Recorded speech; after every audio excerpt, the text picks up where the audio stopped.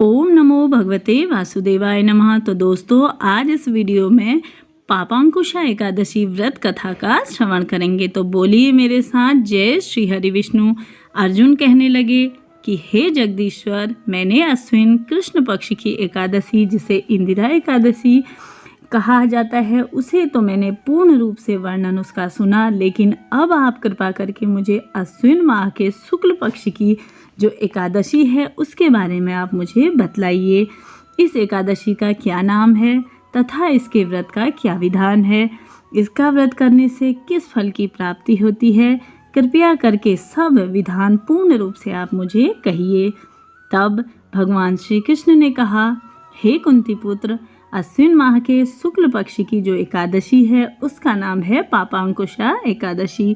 इसका व्रत करने से सभी पाप नष्ट हो जाते हैं तथा व्रत करने वाला अक्षय पूर्ण का भागी होता है।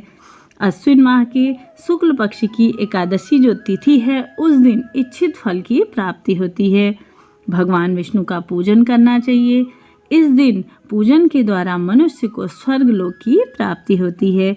हे अर्जुन, जो मनुष्य कठिन तपस्याओं के द्वारा फल प्राप्त करता है ना, वह फल इस एकादशी से उसे क्षीर सागर में शेषनाग जो शयन करते हैं, वहाँ भगवान विष्णु को नमस्कार कर देने से भी उसका फल मनुष्य को प्राप्त हो जाता है और साथ ही साथ यम के दुख उन्हें नहीं भोगने पड़ते हैं। मनुष्य को पापों से बचने का दृढ़ संकल्प करना चाहिए।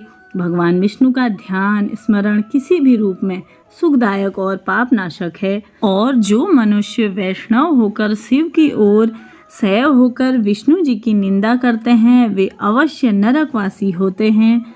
सहस्त्रों वाजपेयी और अश्वमेघ यज्ञों से जो फल प्राप्त होता है, वह एकादशी के व्रत से 16वें भाग के बराबर भी नहीं होता है। संसार में एकादशी के बराबर कोई पुण्य फल नहीं है। इसके बराबर पवित्र तीनों लोकों में कुछ भी नहीं है। इस एकादशी के बराबर कोई व्रत नहीं है। जब तक मनुष्य पद्मनाभ की एकादशी का व्रत नहीं करते हैं, तब तक उनकी देह में पाप वास करता है। हे राजेंद्र, यह एकादशी स्वर्ग, मोक्ष, आरोग्यता, सुंदर स्त्री तथा अन्न और धन को देने वाली मानी गई है। एकादशी के व्रत के बराबर गंगा, गया, काशी, कुरुक्षेत्र और पुष्कर भी पुण्यवान नहीं हैं। हरिवासन तथा एकादशी का व्रत करने और जागरण करने से सहज ही मनुष्य विष्णु पद को प्राप्त करता है। हे युधिष्ठिर, इस व्रत के करने से पीढ़ी दर पीढ़ी मातृपक्ष, 10 पीढ़ी पितृपक्ष, 10 पीढ़ी स्त्री पक्ष तथा 10 पीढ़ी मित्र पक्ष का भी उद्धार हो जाता है।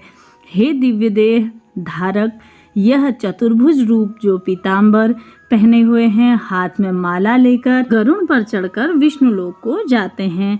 हे नित्योत्तम, बाल्यावस्था, युवावस्था और वृद्धावस्था में इस व्रत को करने से पापी मनुष्य की दुर्गति को प्राप्त न होकर सद्गति को वह प्राप्त होता है। अश्विन माह की शुक्ल पक्ष की इस पापांकुशा एकादशी का व्रत जो मनुष्य करते हैं, वे अंत समय में हरि लोक को प्राप्त होते हैं तथा समस्त पापों से उसे मुक्ति मिल जाती है। सोना, तिल, भूदान, गौ, अन्न, जल, छतरी तथा जूती इत्यादि का उसको दान करने से मनुष्य यमराज को नहीं देखता है।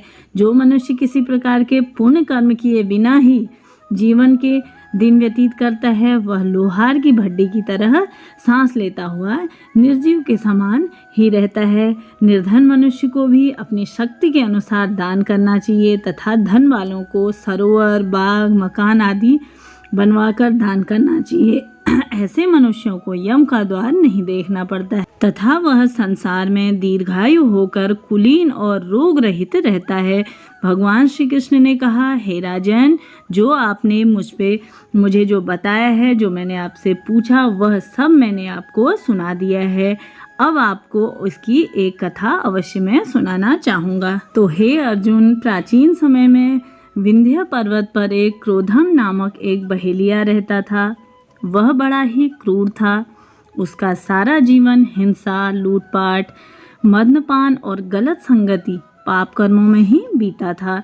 जब उसका अंतिम समय आया, तब यमराज के दूत बहेलिये को लेने आए। और यमदूत ने बहेलिये से कहा कि तुम्हारे जीवन का अंतिम दिन अब तो आ चुका है, हम तुम्हें कल लेने आएंगे। यह बात सुनकर बहेलिया बहुत ही भयभीत हो गया और महर्षि अंगिरा के आश्रम में पहुंच गया। महर्षि अंगिरा के चरणों पर गिरकर प्रार्थना करने लगा कि हे ऋषिवर, मैंने जीवन भर पाप कर्म किए हैं, कृपा करके मुझे कोई ऐसा उपाय बताइए जिससे मेरे सारे पाप मिट जाएं और मैं मोक्ष की प्राप्ति मुझे हो जाए। उसके निवेदन पर महर्षि अंगिरा ने उसे अश्विन शुक्ल पक्ष की पापांकुशा एकादशी का विधि पूर्वक व्रत करने के लिए कहा।